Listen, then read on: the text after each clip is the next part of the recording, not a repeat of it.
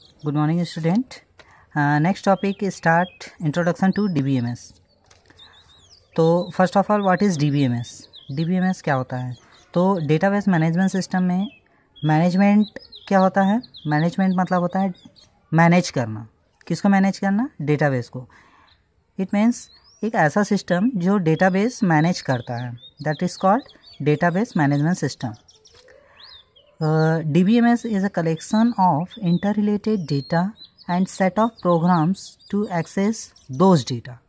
It means जो database management system होता है वो इंटररिलेटेड डेटा का एक ऐसा समूह होता है जिसे एक्सेस करने के लिए हमें उस डेटा की ज़रूरत पड़ता है.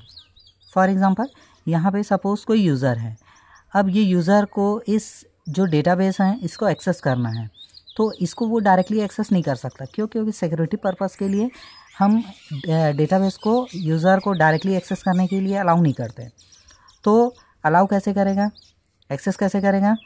ये जो ऊपर में जो डॉटेड सर्कल दिख रहा है ये है होता है आपका डेटाबेस मैनेजमेंट सिस्टम.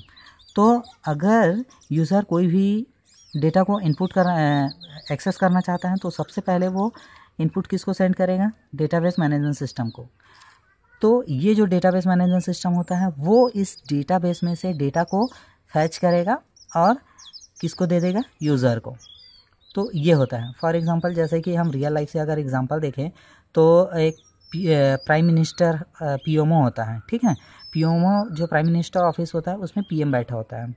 अगर मान लो किसी नॉर्मल बंदे को अगर प्राइम मिनिस्टर से कोई सिग्नेचर या साइन कराना है तो वो डायरेक्टली प्राइम मिनिस्टर से जाके नहीं मिल सकता. उसको क्या करना पड़ेगा? सबसे पहले पीएमओ में जाना पड़ेगा और पीएमओ में जाके वो उस जिसमें साइन लेना है उसको देगा और वो पीएमओ ऑफिस जो है वो जो भी पेपर है वो ट्रांसफ़र करेगा किसके पास? प्राइम मिनिस्टर के पास. देन प्राइम मिनिस्टर वापस साइन करके पीएमओ ऑफिस को देगा और वो ऑफिस जो है उस बंदे को दे देगा. तो इस तरह से डेटाबेस मैनेजमेंट सिस्टम होता है. अब हमें ज़रूरत क्यों पड़ते हैं डेटाबेस मैनेजमेंट सिस्टम की? Why database management system? तो फर्स्ट ऑफ ऑल जब DBMS नहीं था तो उसके पहले फाइल सिस्टम हुआ करता था. फाइल सिस्टम में क्या था? Difficulty to manage and problems. उसमें डेटाबेस को मतलब किसी भी फाइल को मैनेज करने में बहुत सारे डिफ़िकल्टीज़ आते थे, उसमें बहुत सारे प्रॉब्लम्स आते थे. तो हाउ कैन हैंडल? तो उसमें होता है. उसके बाद आया आपका database management system.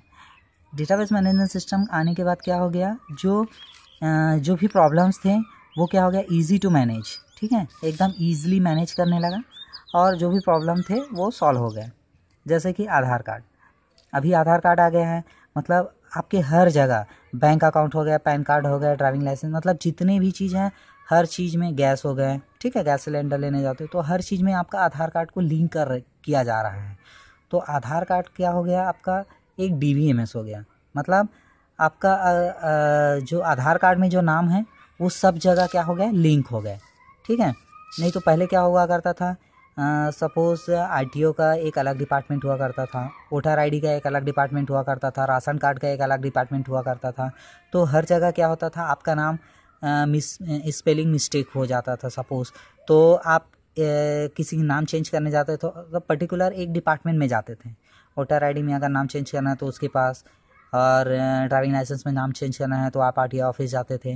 Ration card में नाम अगर गलत हुआ तो आप ग्राम पंचायत जाते थे. तो इस प्रकार से बहुत सारे प्रॉब्लम्स आते थे. ठीक है, तो ये एक तरह का फाइल सिस्टम हुआ. ठीक है, लेकिन DBMS के आने से अब क्या हो गया? वो चीज़ लिंक हो गया और लिंक होने के साथ साथ आप क्या हो गए? यूनिवर्सल हो गए. ठीक है, तो ये होता है. अब नेक्स्ट जो है टॉपिक, एप्लीकेशन ऑफ DBMS. अब DBMS का एप्लीकेशन क्या क्या होते हैं? बैंकिंग के क्षेत्र में यूज़ होता है फर्स्ट ऑफ ऑल. सेकंड जो होता है एयरलाइंस में आजकल DBMS यूज़ होने लगा है, होता है. यूनिवर्सिटीज़ में भी डेटाबेस मैनेजमेंट सिस्टम का बहुत बड़ा रोल होता है. रेलवेज जो देखते हैं उसमें भी DBMS का बहुत बड़ा रोल होता है. नेक्स्ट जो टॉपिक है, advantages of database management system. तो फर्स्ट ऑफ ऑल जो एडवांटेज होता है वो डेटा रिडंडेंसी एंड इनकन्सिस्टेंसी. इसमें क्या होता है? Data by different users. ठीक है, इसमें डेटा का मतलब यूज़र्स का जो इन्फॉर्मेशन होता है, जो डेटा रहता है वो डिफरेंट होता है. ठीक है, कैसे? मान लो वोटर आईडी में उसका नाम, यूज़र का नाम स्पेलिंग में कुछ अलग लिखा है, वोटर आईडी में कुछ अलग लिखा है, तो इस तरह से रिडंडेंट होता है, वहाँ पे डेटा डुप्लीकेसी होता है, ठीक है। इनकंसिस्टेंसी का मतलब क्या होता है, मल्टीपल वैल्यूज सेम डेटा है लेकिन नाम अलग अलग है, मल्टीपल वैल्यूज, ठीक है, वो होता है। Hence it can be in different formats. इसमें क्या होता है, जैसे कि फॉर एग्जांपल आपके पास एक इमेज है, ठीक है, तो वो इमेज हो सकता है किसी भी चीज़ में उसका फॉर्मेट जेपीजी फॉर्मेट में हो, सेम इमेज बिटमैप फॉर्मेट में हो, मतलब अलग अलग फॉर्मेट में हो सकता है, लेकिन आपका इमेज क्या है, सेम है। तो ये जो होता है वो डेटा रिडंडेंसी और इनकंसिस्टेंसी होता है। नेक्स्ट होता है डेटा आइसोलेशन।